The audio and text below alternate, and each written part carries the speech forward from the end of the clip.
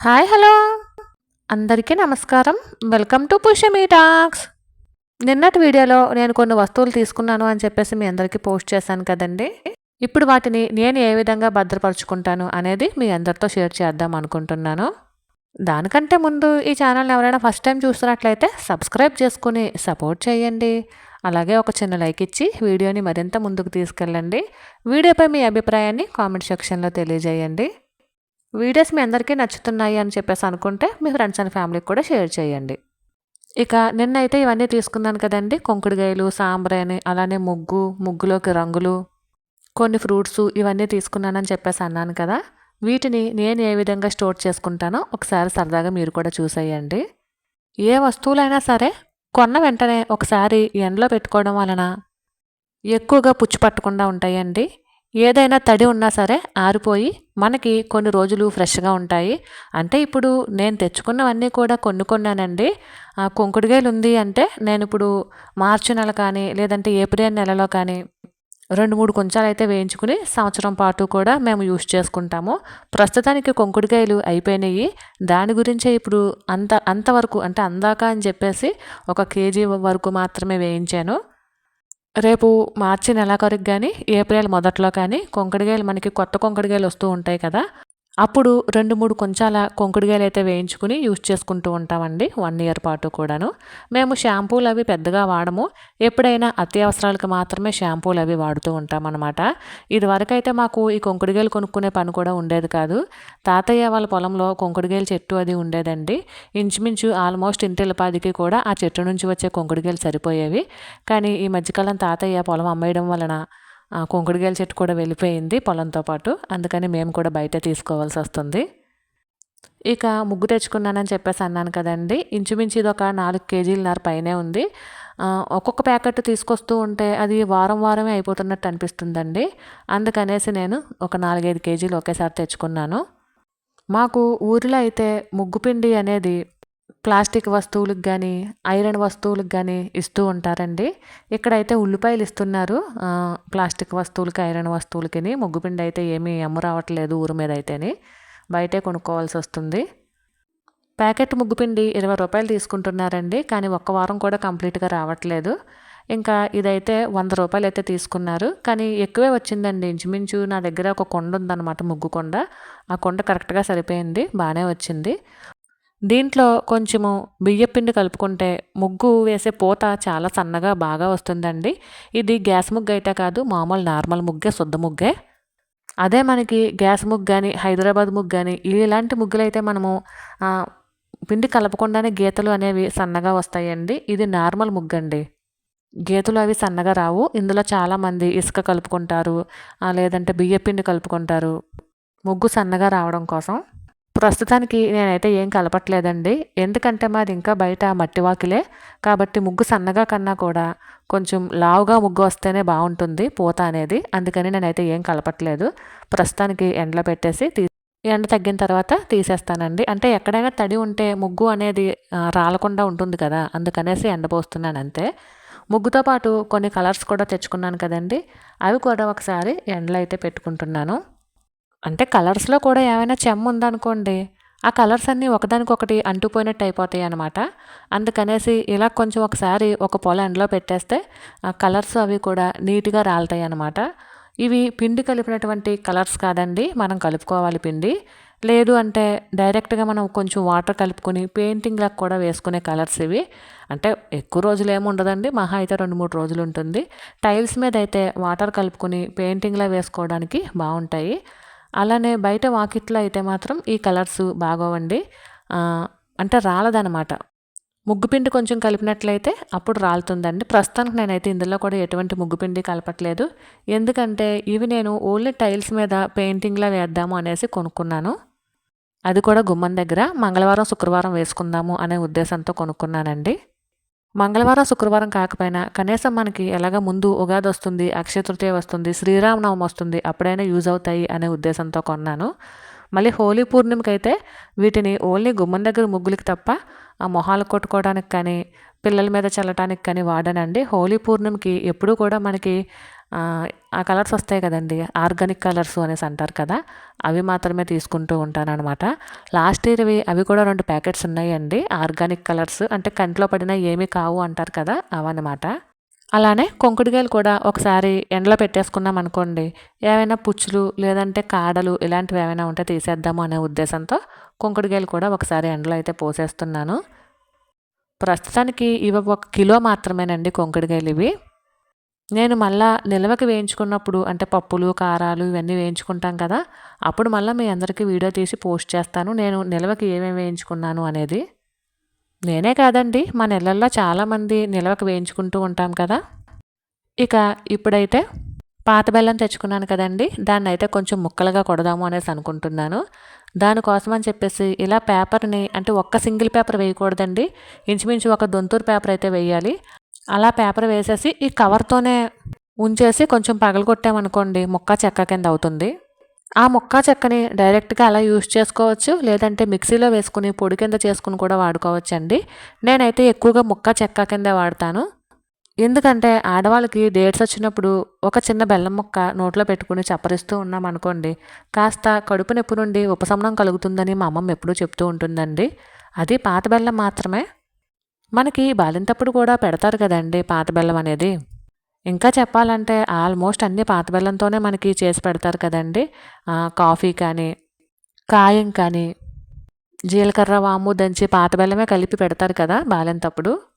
నువ్వులు అలానే పాత బెల్లం కలిపి చిమ్మిలి కింద చేసి కూడా బాలింతప్పుడు పెడతారు కదండి, మీ అందరికీ గుర్తే ఉండే ఉంటుంది.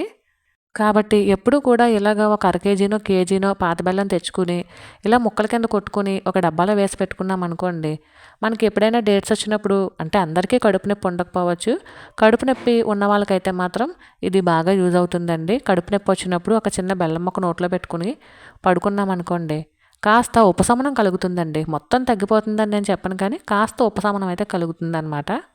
అలానే రక్తం అది బాగా పడుతుంది అని చెప్పేసి మా అమ్మమ్మ అంటూ ఉంటుందండి. మనకి బాలేంతప్పుడు అందుకే ఈ పాత బెల్లం ఎక్కువగా పెడతారు అనేసి కూడా అంటుంది. రక్తం అది బాగా పడుతుంది అని, నడుము నొప్పులు అవి రాకుండా ఉంటాయి అని చెప్పేసి మా అమ్మమ్మ అయితే అంటూ ఉండేదండి. ఇక పాత బెల్లాన్ని కూడా కొట్టేసుకుని సాంబ్రాణి ఉంది కదండి, దానిని కొంచెం పౌడర్ కింద చేసుకోవాలన్నమాట. అలానే ఉప్పు తెచ్చాను కదండి, అది కూడా ఒక డబ్బాలోకి అయితే వేసేస్తున్నాను. దీనిని ఆల్రెడీ ఒక పొల ఎండలో అయితే పోసేసానండి, అందుకని ఇంకా డైరెక్ట్ డబ్బాలోకి వేసేస్తున్నాను. ఉప్పునైనా సరే మనం ఎండలో పెట్టుకుంటే చెమ్మ లేకుండా ఉంటుందండి. ఎక్కువసేపు ఏం కాదు, కాస్త ఉప్పు అనేది వేడెక్కేంత వరకు ఉండి చెమ్మ అనేది పోయేంత వరకు ఉంచితే సరిపోతుంది. ఇలా స్టోర్ చేసుకుంటే కల్లుప్పు కూడా మనకి చాలా కాలం నిల్వ ఉంటుందండి. కల్లుప్పు అనేది ప్లాస్టిక్ డబ్బాలోనే ఎక్కువగా నిల్వ ఉంటుంది. స్టీల్ డబ్బాలను అది పెడితే మనకి తినేస్తుంది అనమాట స్టీల్ని, అంటే కన్నం పడిపోతాయి అనమాట స్టీల్ డబ్బాలు అవిని. అందుకనేసి ఎక్కువగా ప్లాస్టిక్ డబ్బాల్లోనే నిల్వ ఉంచుతారు, లేదంటే జాడీల్లో నిల్వ ఉంచుతారనమాట. ఇక నేను తెచ్చుకున్నటువంటి సాంబ్రాణి పొడి చేద్దాము అనుకుంటున్నాను. ఈరోజు మంగళవారం అండి, మేము ఉపవాసాలు, అంటే కొంచెం నాన్ వెజ్ ఇలాంటివి ఏమీ ముట్టుకోమన్నమాట. అందుకని ఈరోజు మేము దేవుడికి సంబంధించిన, అంటే పూజకి సంబంధించినటువంటి పనులు ఏవైనా సరే మంగళవారం శనివారాల్లో చేసుకుంటాము. ఆ 2 రోజులు కూడా మేము నాన్ వెజ్ అది ముట్టుకోకుండా కొంచెం నిష్టగా ఉంటాం అనమాట. మనలో చాలామంది వారాలు చేస్తూ ఉంటారు కదండి, ఆడవాళ్ళు అయితే ఎక్కువగా శుక్రవారాలు చేస్తూ ఉంటారు, సోమవారాలు చేస్తూ ఉంటారు. అలానే మేము మంగళవారము శనివారము చేస్తాము. ఎక్కువగా దేవుడికి సంబంధించిన పనులు ఏమన్నా ఉంటే ఈ 2 రోజుల్లోనే చేసుకుంటూ ఉంటామన్నమాట. ఇక ఈ ప్యాకెట్లో ఉన్నటువంటి సాంబ్రాణి కానీ గుగ్గులని కానీ నేను కదపట్లేదండి. ముందు ఇవి వాడేద్దాము, లూజు కట్టించినటువంటి సాంబ్రాణి గుగ్గులము అని చెప్పేసి అనుకుంటున్నాను. స్మెల్ అయితే మాత్రం ఓపెన్ చేసేసరికి భలే వస్తుందండి. సాంబ్రాణి వాసన ఒక పాజిటివిటీ స్మెల్ కింద భలే అనిపిస్తూ ఉంటుంది కదా. ఇక సాంబ్రాణి అయితే ముందుగా ఇలా చిన్న చిన్న ముక్కలుగా కొట్టేసుకుని పౌడర్ కింద ఇలా సుత్తుతో నలుపుకుంటున్నానండి. దీన్ని ఒక డబ్బాలో అయితే స్టోర్ చేసుకుంటున్నాను. ఇక తర్వాత వచ్చేసి గుగ్గులమండి. గుగ్గులం పొడి కూడా ఇలానే ముందు చితక్కొట్టేసి గుగ్గులన్నీ బాగా తర్వాత మెత్తటి పొడి కింద చేసుకోవాలి. గుగ్గిలము సాంబ్రాణి రెండూ కలిపి అమావాస్య రోజు కనుక పొగ వేసుకున్నట్లయితే ఇంటికి చాలా మంచిది అని చెప్పేసి అంటూ ఉంటారు. సాంబ్రాణి పొగ ఎలాగో మనం మంగళవారం శుక్రవారాల్లో వేసుకుంటూ ఉంటాం కదండి, అమావాస్య రోజున కూడా ఇంటికి గుమ్మానికి అలానే ఇంటి లోపల అన్నిటికీ కూడా మనము సాంబ్రాణి పొగ అయితే వేస్తాము. సాంబ్రాణి పొగతో పాటు కాస్త గుగ్గిలం కూడా కొంచెం మనం వేసుకున్నట్లయితే చాలా మంచిది అని చెప్పేసి అంటూ ఉంటారండి. మేమైతే నాకు కుదిరినటువంటి ప్రతి అమావాస్యకి కూడా సాంబ్రాణి అలానే గుగ్గిలం 2 కూడా కలిపి ఇంటికైతే ధూపాన్ని అయితే వేస్తూ ఉంటానన్నమాట అమావాస్య రోజు. సాంబ్రాణి కన్నా గుగ్గిలమే కొంచెం కాస్ట్లీగా ఉందండి, అంటే రేట్ ఎక్కువ ఉంది. గుగ్గిలాన్ని కూడా ముందు ఇలా మెత్తగా పొడి కింద కొట్టేసి దీన్ని కూడా చక్కగా ఒక బాక్స్లోకి అయితే తీసేసుకున్నానండి, ప్లాస్టిక్ బాక్స్లోకి. వీటికి గాలి తగలకూడదండి. ఈ పౌడర్కి గాలి కనుక తగిలితే గట్టిగా అయిపోతుంది, మళ్ళీ పొడి చేసుకోవాల్సి వస్తుంది. కాబట్టి గాలి తగలకుండా చక్కగా మూతున్నటువంటి బాక్స్లో అయితే పెట్టుకోవాలన్నమాట. ఇక ఇవైతే ఎండిపోయాయండి, ఎందుకంటే ఎండ గట్టిగానే కాస్తుంది. వీటిని కూడా ఒక ప్లాస్టిక్ డబ్బాల్లోకి అయితే తీసేస్తున్నానండి, కుంకుడుకాయలను కూడాను. కుంకుడుకాయలు తీసేసిన తర్వాత ముగ్గును కూడా నేను చెప్పాను కదండి, ఈ కొండ 5 కేజీలు అయితే పడుతుంది. ఈ కొండలోకి ముగ్గునైతే వేస్తూ ఉంటాను. ముగ్గుని రంగుల్ని కూడా చక్కగా స్టోర్ అయితే చేసేసుకున్నానండి. ఒకసారి ముగ్గు వేస్తే చూడండి ఎంత క్లారిటీగా వచ్చిందో. కాబట్టి ముగ్గుని ఎప్పుడు కూడా ఒకసారి ఎండపోసుకోవాలి. శుద్ధ ముగ్గు అయితేనండి. అదే మనం ముగ్గు ప్యాకెట్స్ కొనుక్కుంటూ ఉంటాం కదా, అవైతే పెద్దగా ఎండిపోయిన అవసరం లేదు.